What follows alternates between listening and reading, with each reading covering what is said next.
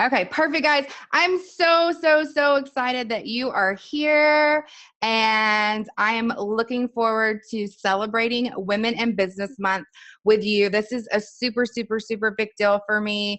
I want to say a big shout out to Marielle and Brandon and to Marina. I love you guys. Thank you so much for being here and doing this webinar with me. So we are going to be talking about becoming a sales superstar. For those of you who don't know me, my name is Bridget Irby. I'm a full stack marketer.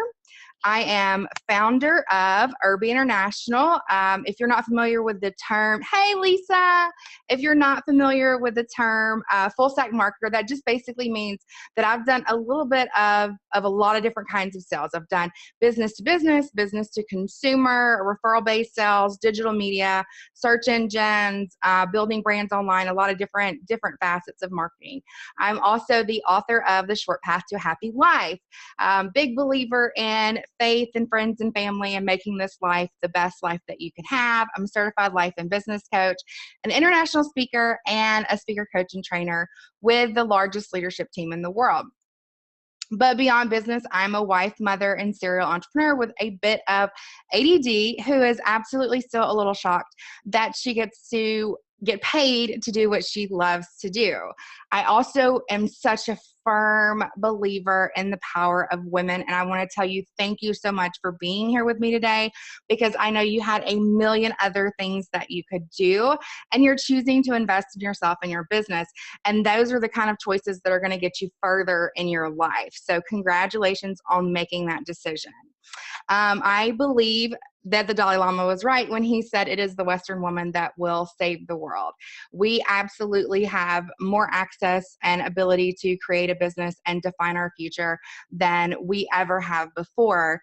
And with us being in that position, it's really our requirement to step up and to own that power and to help those women in other areas that don't have that opportunity.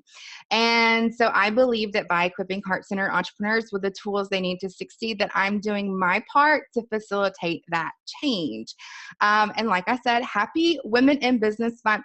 I'm so excited to be here with you. I want to tell you congratulations, first and foremost, for being a woman in business. It's a really big deal to step out in faith and choose to be brave and start your own business.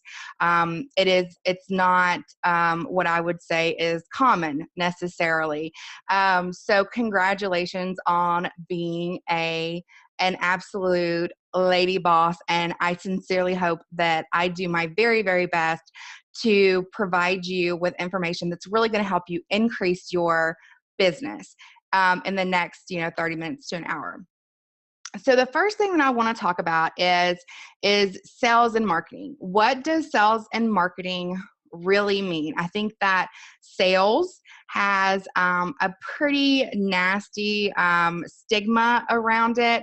A lot of people really struggle with the fact that they really do have to sell themselves in business.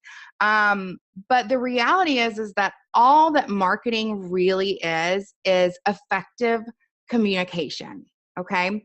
So we're all in business for a reason, right? There's a need in the marketplace. There's a problem that we're solving. Okay. And marketing is truly just effectively communicating how it is that we are solving that problem or filling that need. It's really about communicating the specifics of the value proposition that we are providing. Let's talk for a minute about what marketing is not. Okay, marketing is not sleazy, it's not salesy, and it's not pushy. So, after coaching a lot of business owners and a lot of salespeople throughout the last decade, what I've found more and more is that there's there's this internal conversation that we have before we pick up the phone to make a sales call, or before we knock on a door, or before we go into a sales meeting, before we reach out to a new account. And it's this internal conversation where we're saying, what do they really want to hear from me? It's all that negative talk that we have. And it's the fear and the lack of confidence that makes you not really want to pick up that phone. Has anybody struggled with that ever? Like not wanting to pick up the phone, being scared to make that sales call, feeling like you don't want to push yourself on your friends, or is it the right time, and just having that anxiety? Absolutely. Absolutely. Thank y'all. So of course, that's normal. First off, that's normal.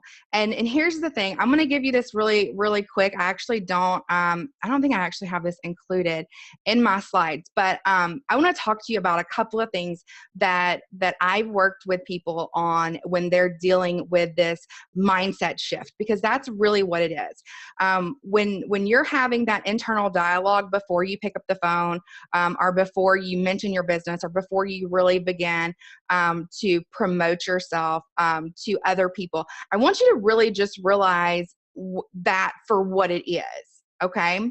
So what that is two things. It's fear, which is normal. Just understand that you are going to be fearful. And the more that you understand fear for what it is, and that it's not, don't allow yourself to rationalize fear.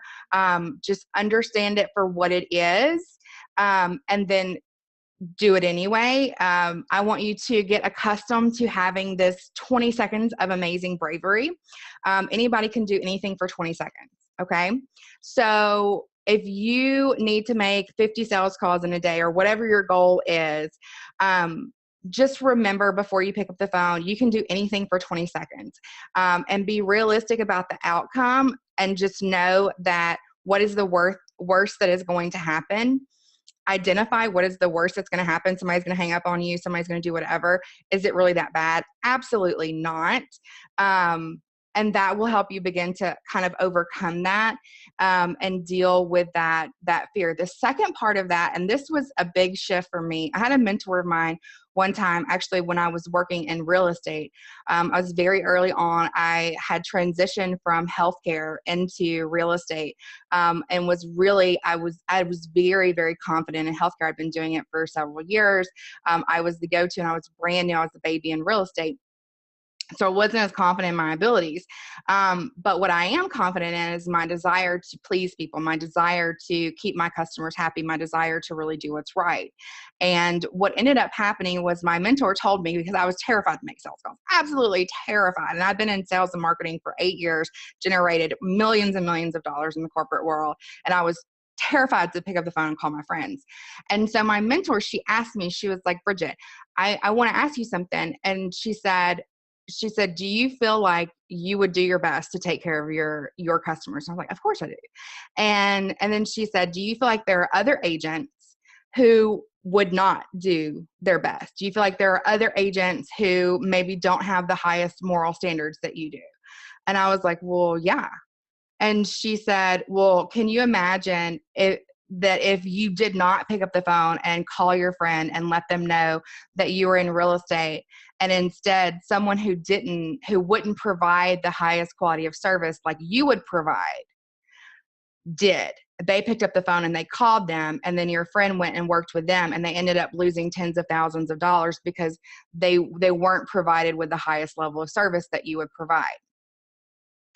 And it was that really, really resonated with me, about it's really not about you. If you feel like you're confident, you're comfortable in what you do, and that you can really help people, and that there is a need for you to fill, you are doing your potential clients a disservice by not promoting yourself, by not having that conversation, by not overcoming that fear. And that was a big shifting turning point for me. Because then at that point, whenever I was scared to call someone, I really thought about them losing a bunch of money because they were dealing with an agent that wasn't very good. And it just shifted. So I hope that that helps you. And that was just kind of an extra, little tidbit there. But y'all let me know, give me a shout out if that helped, if that was something that you feel like you can apply in your day-to-day practice when you're overcoming like the phone phobia of making that next call. The next thing that we're going to talk about is what are the 3 things that you must do, that must happen before you can influence a sale. So if you're new into sales and marketing, if you've never been in sales and marketing, I think that there's something that you really have to understand about sales, and especially in high dollar products. We really want to look at, you have your entry level products, which are products or services which are a low tier. They don't require as much of a relationship, all the way up to products that are, $10 to $15 to $20,000. There are 3 things that have to happen before you can sell anything that is on a higher tier. And the first thing is your customer, your consumer must know you, like you, and trust you. If people do not trust you, they will not buy from you. They have to know that you care more about them than you do about yourself and your outcome. The second thing is they must know that you understand their problem. Why is that important? It's because you have to identify with them. If you do not understand their problem, you certainly cannot solve it. And then the last thing is they must know that you can actually help them. And I'm going to talk for just a minute about how you can do each one of these.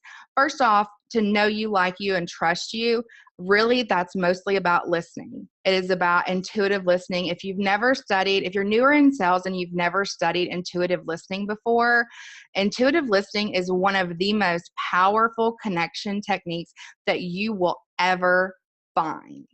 I learned a lot about intuitive listening and coaching, and it is a way that you can readily develop a rapport with almost anyone.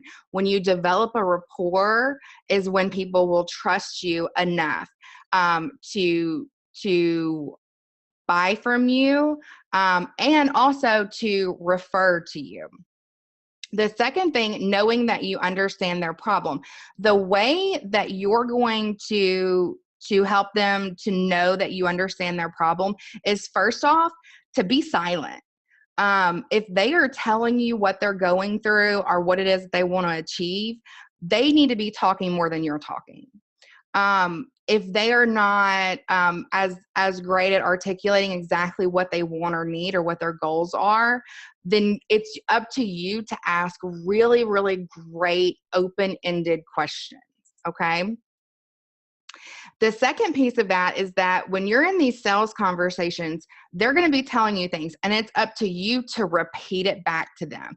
The cool thing about this, what this does is it actually tells them not only are you listening to them, but that you value what they need and you value them enough to really have a true desire to understand them completely. It is a respect and value issue, and it develops rapport in a way that other things just simply want.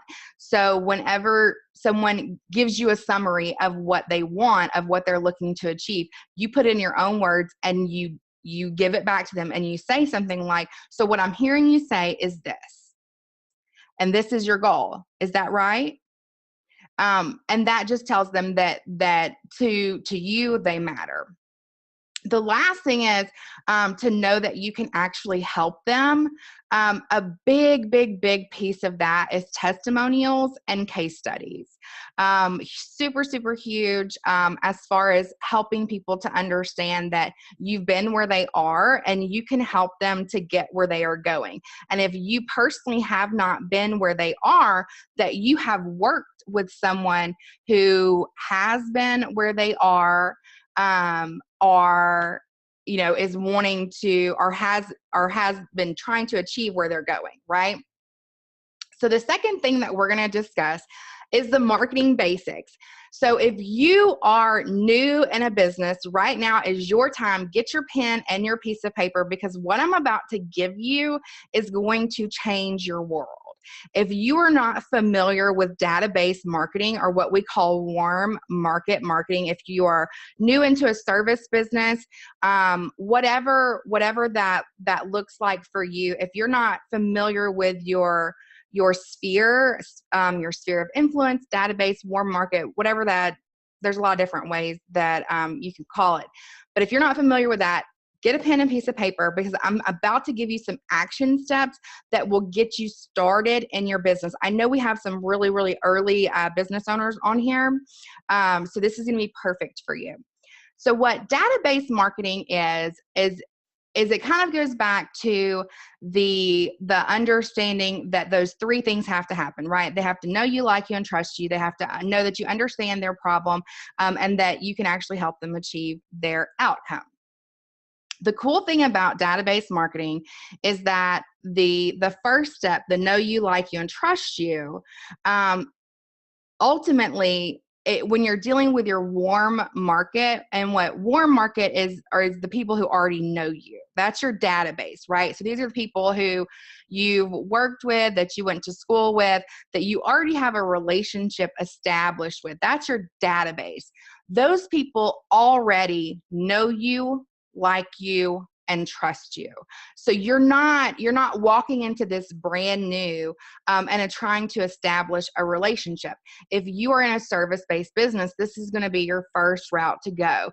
If you are doing network marketing, if you are doing anything like that, this is your first route. Any kind of business, honestly, this is going to be your first route to go. So I'm going to talk to you a little bit about the different market segments. And if I'm going too fast, y'all give me a shout out in the chat box and let me know. If you have any questions, go ahead and just give me a shout out. I see a lot of people have jumped on. So just give me any kind of questions that you have, and I'll be happy to stop and answer them. So the first thing that we're going to talk about is cold market. Okay. Cold market are the people who you have not met, right? They don't have any relationship with you yet. They're not 100% sure who you are or what you do. These are the hardest people to sell to, okay? Because you're establishing them from the very, very beginning, okay? Your warm market are the people who already know you. They've heard of you. They have some form of relationship with you. So this is like your database, okay? And then your hot market are the people who are your current customers, the people who are already referring to you, people who know your business inside and out, believe in you. These are like your brand ambassadors. The reason that it's important to understand the cold market, thanks Diane, the cold market, warm market, hot market is because there is a consistent flow, no matter what kind of business that you are in, no matter what it is that you do, of how you are going to take people from not knowing you to buying from you to becoming a brand ambassador for you. And when I say brand ambassador, what I mean by that is these people are essentially your walking, talking sales force. These are the people who believe so strongly in you that they are more than willing to refer to you. They trust you. You have a great relationship with them. And it's, it falls under that principle that 80% of your business comes from 20% of your customers. So when you're having conversations, okay, no matter what you're doing, no matter if you are having a conversation with a client that you've had for 5 or 10 years, or if you have just met someone brand new at a networking event, the way that you can really start gaining some traction in your marketing is to understand at what point is this person in this flow of traffic. So cold market, warm market to hot market. Where is this person at? Do they know me at all? Have they been introduced to my brand? Are they a little bit familiar with my business or my brand or what I do? Or is this person a walking, talking referral source for me? Because the way that you speak to each one is completely different, okay? Whereas when you're dealing with a cold market, you're really at this introductory phase. Okay. Imagine that you are like at a bar. Okay. And you see somebody across the room and you're like, oh, I want to go talk to that person. Right. What is the first thing that you're going to do? You're going to make eye contact with them. Okay. I know I'm using like a whole bar, analogy here, but for our non-drinkers, imagine you're at a Starbucks, okay? So you see somebody across the room, and the first thing that you're going to do is you're going to make eye contact. So you're going to just kind of give a little look-see, right? And you're going to see if they look back at you, okay? That's what you do with cold market. Cold market, the easiest way to market to a cold market and gain traction there is really in the digital space. It is the cheapest, most effective way. And I can do another webinar that will actually teach you how to do that. It's a different system, but once you get it, it's pretty simple. But you're going to talk to that kind of person differently. So it's like an introductory phase, okay? It's when you're just getting to know each other. These are like your networking events and that kind of stuff. So this is when you're going to be using your elevator pitch, your I help message, that kind of stuff where you're getting to know each other. The second piece of that is when you're dealing with your warm market. Your warm market's already familiar with what you do. So essentially you want to take your warm market into a hot market, right? So you want to either convert them into a sale or into a referral source, one or the other. That conversation is different. That's a qualifying conversation, and we're going to get into that in just a minute. And then your hot market they're like your golden nuggets, okay? They are the people that you want to love on and just appreciate and tell them how awesome they are and how much they mean to you, and just love them because they are sending you business. They are invested in you and in your company. So when you're out and about, think of it in that way. Cold market is when you're just introducing yourself. It's kind of when you're making eye contact across the room. Warm market is whenever you have walked up to this person and you've introduced yourself and you're having a conversation. You're getting to know each other. Hot market is like when you're married and you're fixing to have a baby. So think of it in terms of that, in that relationship dating analogy. Where are you at in that relationship, and what is the next step that you want to take?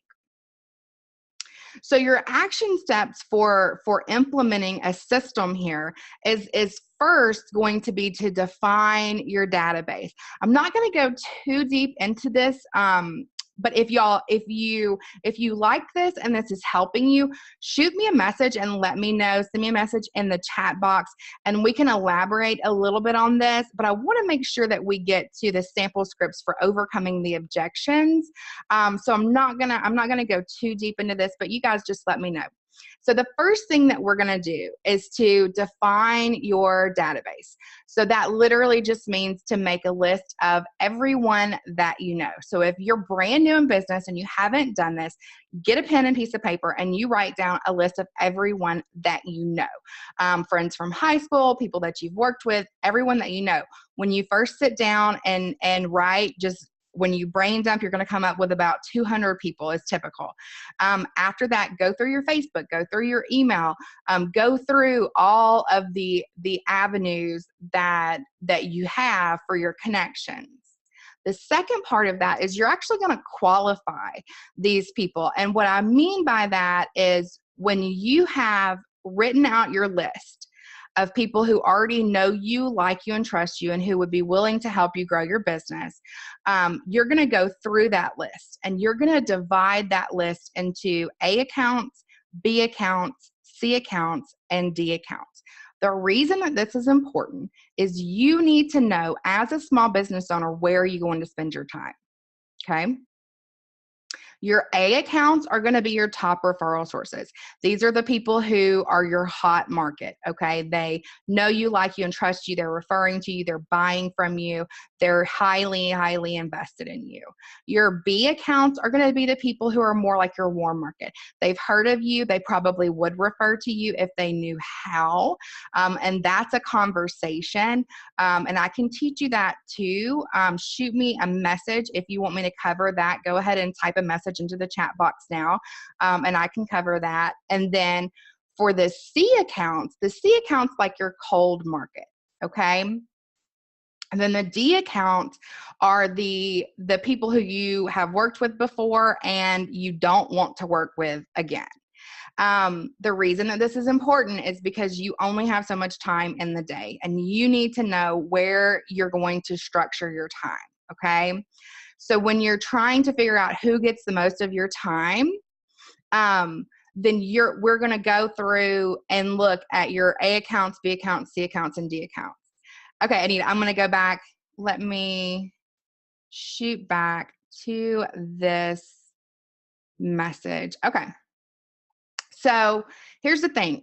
Just like we talked about cold market, warm market to hot market. This is a steady like transition, right? And essentially you're taking everybody and you're funneling them into your database. The way that you're going to build a business in the long term is to maintain a solid database. Your database is something that's living and breathing. It is your connections. It is the people who know you, like you, and trust you and who are invested in you, okay? And when you're looking at the A accounts, B accounts, C accounts, and D accounts, and you can call them whatever you want to call them.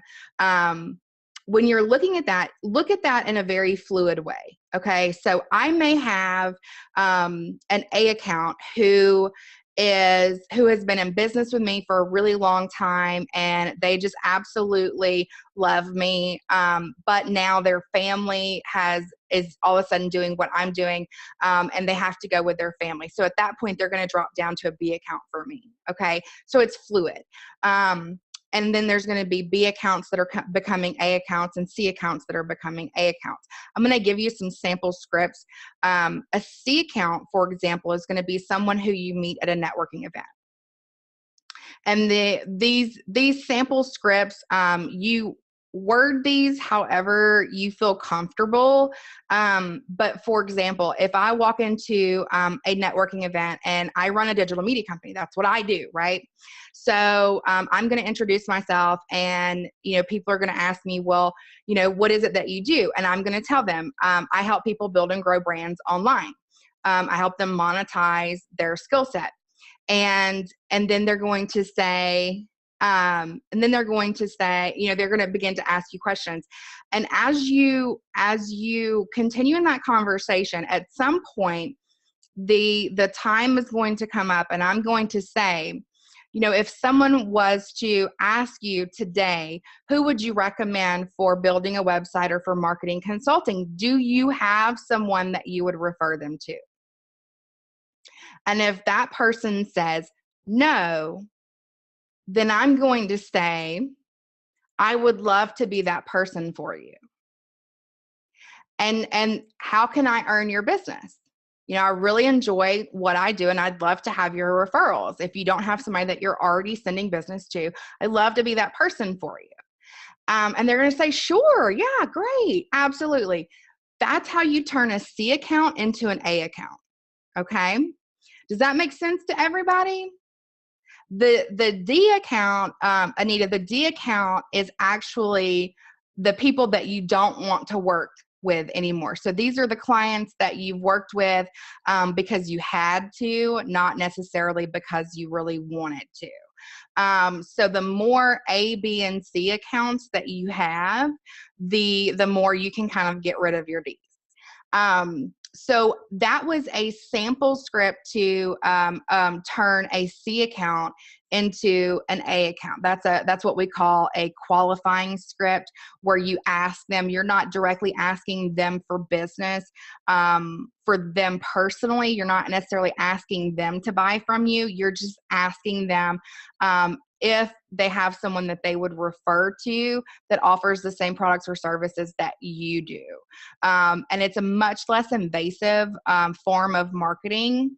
And then if they say no, that they don't have anybody to refer to, now magically they're an A account, and you're gonna treat them in a different way. And you've let them know that you really want their business and their referrals. B accounts. B accounts are the people who maybe have bought from you before. You haven't been in touch with them in a while. These are the people who do know you and like you and trust you, but they maybe just don't know how to refer to you.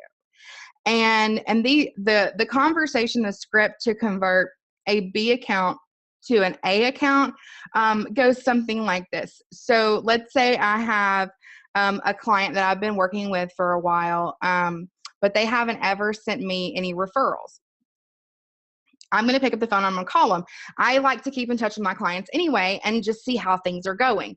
And so it's very common for me to just pick up the phone and call them anyway. And so I would pick up the phone, I'll call them, and I would just say, hey, how's things going? Just wanted to see how you felt about our services and make sure that everything was doing okay, and ask you if there was any feedback that you had for me. And then I would ask them specifically, is there anything that we could do to improve? And most of the time people say no. But in the event that they say yes, of course, you're going to handle that. But in the event that they say no, your next step is going to be to ask them. You would say, do you have a minute to just help me with something? And they're going to say, yeah, of course. At this point, you've been providing them with service for a while. They really enjoy what you do. They're invested, and they do want to help you. People naturally want to help each other. It is ingrained in us. 90% of the population feels this way. So you're going to say, could you help me with something? And they're going to say, yeah, sure. And you're going to say, I've really enjoyed working with you. In fact, you're one of my favorite clients. And what I would really like to have is I would really like to have more clients who are just like you. I feel like we have a great working relationship. I really feel good about everything. Do you have anybody that you're referring these types of services to? And you're going to kind of feed back into that conversation. You can go two ways. You can feed back into the same conversation where you say, do you have someone that you're referring these services to? And then you can walk through that same conversation. Or you can say, I would really love to work with more people like you. And so if you have, friends or coworkers that you feel like would be a good fit for our company, I would love to take excellent care of your referrals. I would absolutely give them special treatment. They could contact me directly, and you'd walk through that script where you're really just equipping them with the exact script of how to refer to you. So you would tell them, if someone was to ask you, who built your website or who did whatever services that you have, you would tell them, Bridget was the one who built my website. She's amazing. I would love to connect you to her. I can reach out to her for you and see if she can get back with you. I know that she's really busy. And then at that point, you've taught your B account the exact wording to use, and you've told them that it's important and that would help you. And most of the time, that's really all you need. So that's how you kind of shift between the different accounts. So I hope that helps. And that's also how you structure your time. So whenever you have your A accounts, B accounts, C accounts, and D accounts, you know that your A accounts are going to get the most time with you. So those are going to be the personal phone calls, the handwritten notes, the personal touches that you're going to send out. Those are going to be the lunches and the coffees that you do, the trips that you take, the people that you invest in. That's your A account. And then your B accounts are going to be the people who get the things that don't take as much of your time, but you're still staying in touch with them. Your C and your D accounts are going to be your broad-based communication. So they're going to be your communications where you're sending out newsletters. That basically it's not costing you any more time to send to 1 million people, or to send to one person. And that's kind of how you're going to structure your time, because your marketing time is so crucially important. The next thing that we're going to talk about is the top 5 sales objections, which I love, because I think that so often we really get confused on why people are rejecting our offer for sale. So of course, I think that probably everyone in here has at some point had an objection to price. Price is probably the most common objection. And here's the thing about price. What an objection to price really means is one of 2 things. Number one is they don't believe that what you are offering is actually worth the money. Or 2, they genuinely don't have the money at that point in time. If the case is that they really don't believe that what you are offering is worth the money, it means a few things. It means, one, that you haven't demonstrated your value, that there has not been enough buildup and enough conversation for them to understand really what it is that you're providing before you discuss price. The second part of that is that you haven't built trust or credibility. So this goes back to the 3 things that have to happen before anyone is going to buy from you. They know you, like you, and trust you. They know that you understand their problem, and they know that you can help them solve that problem. So that goes back to the trust and credibility. And number 3, let's be honest that your customer is just really, really cheap. And then at that point in time, that's okay. If your customer cannot afford your services at that point in time, just nurture that relationship. Keep in touch with them, because at some point in time, they're very likely going to be able to afford it, and you'll be there to support them when they do. So the first sample script that we're going to talk about is for the price objection. Goes like this. So your client has told you that they feel like it's they're out of your price point, right?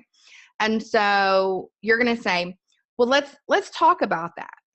Is our price actually out of your budget, or are we priced higher than our competitors? And what you're doing with that statement there is you're actually bringing clarity to why they're objecting to the price. Because it may not be that you're priced any higher than your competitors. Maybe you are just out of their budget, and at that point they can't afford anyone. And that's going to bring to light the fact that they need to adjust their budget if they want to accomplish this. So you're just kind of bringing clarity to the situation. And then you're going to follow up. They're going to say either that you're out of their budget, or it's just more than they're comfortable with spending, or whatever. And then you're going to say, well, let me ask you this. What is it costing you to not fill in the blank? You're going to bring them back to their goal. What is it that they're looking to achieve? And then you're going to say, well, we can help you to achieve that with fill in the blank with your value. And then you just concrete your relationship. I'm here to support you achieve your goals on your own terms. This is completely your choice. I'm not here to push you. I'm the most laid back salesperson, and I have the highest close rate of anyone that I know. Because I'm not pushy. I am not pushy at all. I'm going to just bring them back to their pain points, bring them back to their why, and then let them figure it out. Because when you do this, you may not close them in that conversation, but what's going to happen is they're going to think about it. You're planting seeds. They're going to think about it, and they're going to come back to you. The second script it goes a little bit like this, and it says, I completely understand.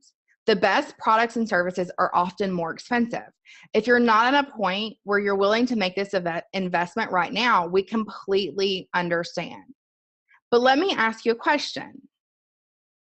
Price aside, do we have what you want?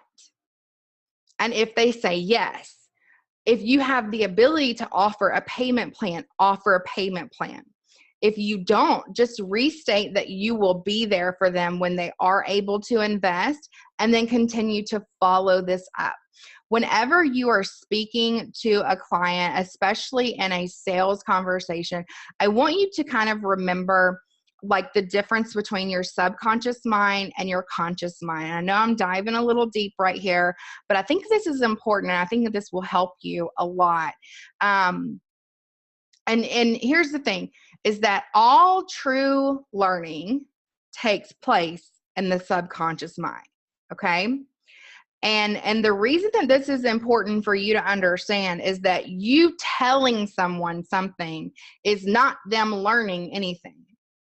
The most important thing that you can do is to ask the right questions and to let your client or your customer come to their own conclusion. Let them answer these questions for themselves, because at that point, they're really, truly learning, and they're really, truly having some shifts, and they're convincing themselves. You know, it's not a matter of you being like, oh, well, we're better, or oh, this, that, and the other, or you trash talking your competition or anything like that. It's just a simple, we're here for you. And, you know, if your goal is to get from point A to point B, we're happy to support you to do that. That's what we love to do. And so you're just kind of allowing them to walk through that themselves. Does that make sense? So the second objection is poor self-image. That's like the objection that most people are like, what are you talking about? So you have to understand that most people have extraordinarily low self-esteem, and they often believe that things will not work for them. Okay. Most people are not confident. Most people have a very, very loud negative voice in their head, and telling them that things are not going to work, that, you know, they're no different and things like that. So just understand that most people have that. And that is honestly like one of the biggest objections to overcome. And in order to overcome that, you must build rapport, you must gain trust, and reinforce a positive self-image. You have to answer the question, will this work for me? And how do you answer that? The way that you're going to answer that is through case studies and testimonials from people who are just like them. An example of that is, I completely understand. And I'm going to give you this example because I built and grew my brand online. So I actually have this conversation a lot, because I deal a lot with like early entrepreneurs who are just getting started online. They have a message that they want to get out into the world. They want to write a book. They want to do whatever, right? But they're scared. They're scared to death, right? They don't know if it's a good fit for them. And I get that, because I was the exact same way. And it's very, very likely that you are your ideal client, that you are the person that you're selling to now was you a few years ago. So the conversation, looks something like this. Where they say, I just don't know. I just don't know. And some people will be honest with you, and they will let you know that they really are having, thoughts that are telling them that this isn't going to be right for them, or they're scared that they're not going to make it. But a lot of people also will not. And you really just kind of have to be intuitive about why they really have the objections that they do. So the sample conversation that I use, and I'm just really transparent when I'm talking to people about like building and growing a brand online, because I had a message that I wanted to get out to the world too. And I felt the same way, right? I was scared to death when I wrote my first book, absolutely terrified, didn't market at all, went to go pull it down within the first 48 hours and had this really, really crazy experience where a woman that used to work with my husband had told her that I'd written a book. And I was terrified. I was really, really transparent in this book. I shared some things that my family didn't even know. And for me to put it out into the public was just crazy. And I was like, I'm some little girl from Shreveport, Louisiana. Who the heck wants to hear my story? But what ended up happening was whenever that fear was gripping me and I was really having that poor self-image, and I went to go take that book down, I got a message that really changed everything for me. And this woman sent me a message and she said, Bridget, I just wanted you to know I finished your book tonight, and it came along at the exact right moment for me. It was exactly what I needed, and it changed everything for me. Thank you for writing it. And it was that changed everything for me. So one of the things, as far as like the poor self-image objection goes, is you have to validate where they are, and let them know that you understand, and that there are people who have made it to the other side, and what does that look like, and kind of walk them through what does that look like, and let them know that it is possible for them too. The third objection is timing. And women, oh my gosh, we are horrible. We are absolutely horrible at this. Timing. So people will delay because they don't value themselves enough to invest in themselves. And instead they put everyone else first. Ladies, I know that's us, right? Our kids come first, our husbands comes first. You know, it's without a doubt, this is what we do. It's in our nature to do it. So one of the sample responses that, and you can kind of choose to see how deep you want to go with this. And it really depends on the type of services that you're offering. And this, to think about it this way, this literally works for anything. It doesn't matter if you're selling a product or if you're selling a service. I mean, this even works for like e-com stores and for like retail services. I have a friend who runs a boutique, and I was talking to her about this the other day. And she runs a boutique for women, and it's like specialty clothes. And one of the sample conversations that we were talking about was for women who come in and they want to purchase certain things, but then they talk themselves out of it, because that's what we do, especially as women, right? So they come in and they talk themselves out of purchasing the things that they really want. They go and put things back, and you know, just tell themselves it's a worth issue. Let's be honest, it is a worth issue that a lot of women have. And so some of the sample conversations that she and I were talking about were that whenever you're looking at these women who are coming in to purchase things and they're putting them back, you know, for reasons that are not necessarily as valid as other ones, a simple conversation is to ask them, you know, what would happen if you really did spend that money on yourself?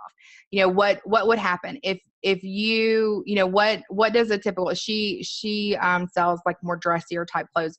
So it would be like more going out clothes. And so if you're having that conversation with that customer, it would look something like this. And you would say, you know, what would happen if you weren't struggling to find something to wear all the time? You know, what would happen if you really had clothes that fit you well and made you feel good? You know, would you be more confident? Would you go out? Would you do more things? Would you talk to more people? You know, what changes are going to happen in your life when you start investing in yourself? So that's kind of a sample conversation. You can go as deep as you want to, or you can stay on the surface. It is up to you. But some of the sample responses are, you know, when they say this sounds great, but it's just not right for me right now. Then you ask them, if it's not right for you right now, when will it be? You know, at what point are you going to be ready to invest in yourself, to take your education to the next level, to give yourself the things that you deserve? Take them as deep as you want, because bringing this to light, I think is a big deal for people. The other thing about timing, and y'all, this is so important. I hope you have a pen and paper right now, because I'm about to tell you something amazing. Follow-up is crucial. And I'm going to give you an example of how important follow-up is. A mentor of mine actually told a story the other day about a gentleman who had used this "Are You Still" campaign in his email marketing sequence. And what I mean by that, the "Are You Still?" So whatever your product and service, product or service is, you have certain pain points that you are referencing, that you are working to relieve, right? So for me, like, okay, one of the pain points of my clients is they want to get their message out into the world, right? They have a business that they want to bring to fruition, but they don't really know exactly where to start. Okay. So one of the pain points that I could agitate with an Are You Still campaign is, once I have had a conversation with them and they've told me that they, aren't ready to get started, or, whatever, I can ask them, hey, are you still wanting to build your brand? Are you still working on building your brand? Are you still trying to figure out how to build your brand? There was this one particular guy, and he was running a digital media campaign, and he had a product that taught people how to stop biting their nails.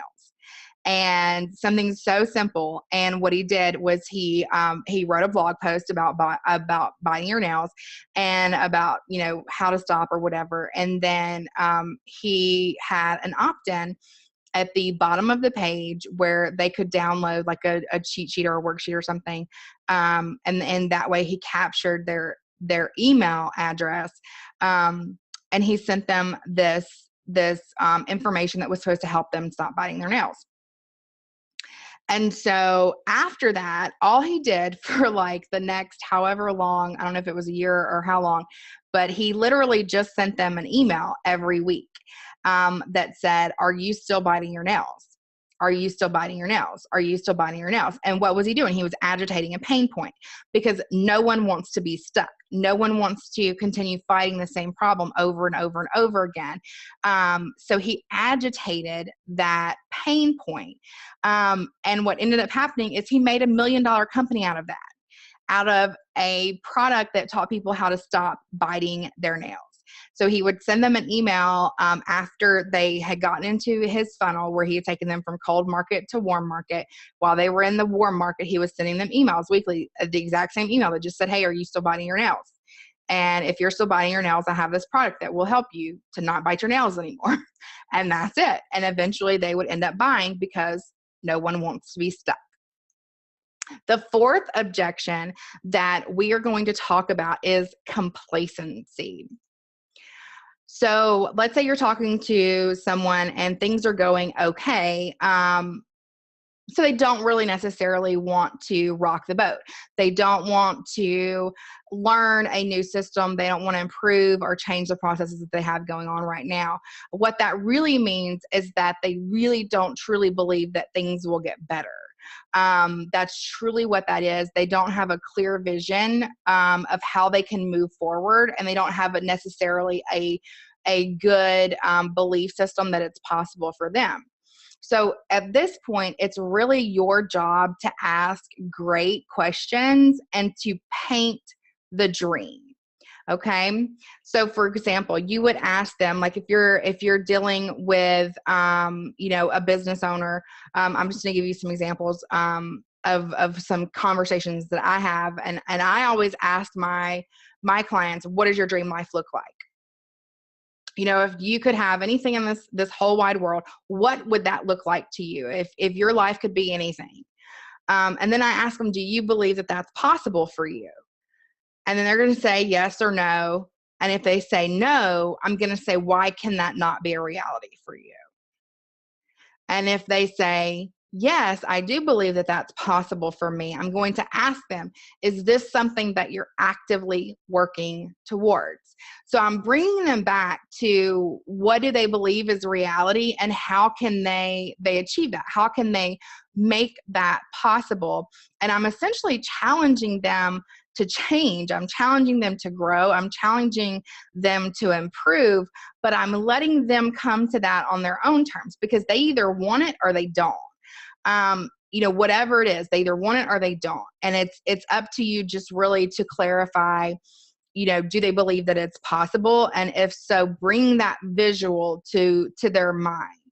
You know, what does it look like to you? What you're doing here is you're planting seeds of hope, challenge, and change. You want to give them hope and remind them of why they're doing what they're doing, and the hope that they can create the life, because they can. Any one of us can. It's all in our choices and our decisions.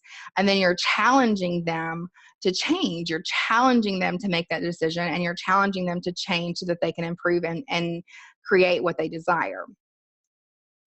The last objection that we're going to talk about is the big, big, big objection, and it is fear. Fear of change, fear of failure, and fear of trying something new. You will not overcome the fear objection if your client or customer does not trust you. If they don't trust you, they're not going to believe anything that you have to say. So as far as fear goes, you know, and even like if you're in real estate, a lot of people have fear related to buying a house if it's not going to work out. There's fear shows up really in any kind of business. And you can always just address it and call it out for what it is. This is a lot of like intuition. Your first step is whenever you have a gut feeling that your customer is saying no because there's a fear there. A lot of people don't even recognize fear for what it is. They believe it, they just rationalize it. And so you're going to call out the fear for what it is. And then you're going to use testimonials, case studies, credentials, and specific examples similar to their situation to calm their fears. I'm going to give you an example of this. A health coach speaking with a person who has failed over and over and over again. This person they're speaking to knows that if they don't lose the weight, if they don't get healthy, then they're not going to have as much time with their kids. They're not going to have as much time with their family. They're not going to be able to enjoy their life as much, right? But they failed over and over and over again. And what's going to happen is they are afraid of failing again, right? So it's your responsibility as the coach to reinforce that and to reinforce the fact that it's fear. And you ask them and you can just flat out ask them and say, you know, is it really the price that is the reason that you don't want to do this right now? Is it really that it's not the right time? Or are you afraid that this time isn't going to be any different? And when you do that, there's a ton of power in that. It's kind of like you're just bringing the big pink elephant that's in the room. You are just absolutely bringing it to light. And what you're doing is a lot of people don't even realize that that's why they're making the decisions that they are. So you're calling it for what it is, you're bringing it up, and then you're going to reassure them that you can help them, right? That you've been there, that you've done that you can help them walk through and you can help them get to the other side, that it's okay to be afraid, but it's not okay to let your fear make you stagnant, because that's not going to get you where you want to go in the end, right? The next thing that we're going to talk about, and I'm going to go through these super quick, are the top 5 secrets to boost your closed sales. Secret number 1 is to listen. If you have not researched intuitive listening, I challenge you to do that today. Today, do that. It will help you so much, not only in sales, but it will also help you just in your personal life and your relationships. The second is to repeat back. Go ahead and let people know what it is that you've heard so that you can make sure that you're hearing things correctly. The third is to always be as helpful as possible. I can give you a really quick example. We have a real estate team as well, and we have some commercial properties listed right now. And there was someone who called about a month ago and had some questions, and we there are certain things about commercial property that are like OSHA guidelines and things that I'm not all that familiar with. So I called some other agents looking for a property that would meet this person's needs. And these were agents that specialize specifically in commercial real estate. And what ended up happening was the first like 3 agents that I called were just super rude. absolutely rude, and they were not helpful at all. And the last agent that I called was just an absolute sweetheart, and he helped me so much. And here's the thing about always being as helpful as possible is that since then, I have sent him at least 3 referrals. And for commercial property, that is significant income if he just even closes one of those 3 referrals. And I didn't ask him for anything in return. I just wanted to pay him back for his kindness. And now he's going to make a significant income just for being nice on the phone, and being helpful, because at that point we formed a relationship, and I trusted him that he would, not only because he had taken care of me, he was going to take care of the people that I sent to him. The fourth thing is to be unattached to the outcome. I know that this is really hard, especially in an early entrepreneur setting. I know that it can get really hard when you have payroll and you have bills that you have to pay and you have numbers that you have to meet. Whoops, back up. There we go. Okay. So when you have numbers that you have to meet, I know that it's really, really easy to get into a scarcity mindset where you can walk into a sales conversation and you're really just like, I need to close this deal. I need to make this happen. But I'm going to challenge you to do this. Whenever you are feeling yourself having that conversation before you walk into a deal, reframe that in your brain, and just have that trust and that faith that things are going to work out, because people will sense that air about you when you're concerned more about the outcome of the deal than you are about what they need. The next tip is really just going to be to solve their problem. Just like I said, as far as always being helpful, always solve their problem. If you have the ability to solve their problem, do it, because then you're building that relationship, whether it is in the best financial interest of your business or not. Refer them to someone, take care of them in some way, and it's going to help you a lot. I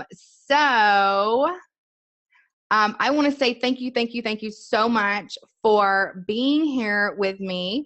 In case you didn't know, I'm actually doing a series of these live webinars, and my goal is actually really just to help. This is kind of like a celebration of the Women in Business Month, is really just to help women to be able to take their business to the next level. I have a lot of knowledge as far as sales and marketing is concerned. And so my question for you is what do you want to learn? I have digital media knowledge as far as building and growing brands online, setting up digital funnels, running Facebook ad campaigns, how to write effective ad copy. And then I also have done a lot of referral-based sales and follow-up systems and things like that, training marketing teams, onboarding marketing teams, creating systems. And so my goal is to create just a network of women in celebration of Women in Business Month, and to share this knowledge. So if you can shoot me a message and just let me know, what do you want to learn? What can I help you with? And these webinars are all free. Then just let me know, and I will be happy to go over those for the next one. If you want a copy of the slides from this presentation, you can go to irbyinternational.com/slides and download the presentation. And that's it, guys. I am also starting, or have started, a Facebook group called the Make It Happen Mastermind, where, awesome. Thanks, Lisa. I've started a Facebook group called the Make It Happen Mastermind that I'm so super excited about. We have a lot of really, really cool leaders in the industry that are coming together that are going to really share a lot of knowledge and expertise in this Facebook group. And it's really just about moving women forward and helping us to help each other actually make it happen. We really do, just like, the whole premise of Lady Savannah is about creating this network of women who are in it to win it and support each other. And, like me, I didn't have that network. when I first started. And so my connection with Lady Savant was absolutely critical. And that's kind of the thought process behind it, is being able to connect with people across the country, and form connections and share and grow and learn together. So if you want more information about that as well, I'll shoot you an email and I'll send you the link. All of this is free. I'm not trying to sell you anything. I really, really, really just want to give back, and help. So if you have any questions or you need anything, if anybody has any questions now, I see a lot of the chats now, and I will absolutely cover follow-up systems and cold market. Cold market is the easiest way, is in the digital aspect, and I can actually do that in a few weeks. I'll create a presentation on that and we can go over that. But other than that, guys, if y'all need me or you have any questions, shoot me a message on Facebook. Thank you so much for being here. I really, really appreciate you guys. Love y'all. I will see you soon. If you need me, you give me a holler. All right. Bye, guys.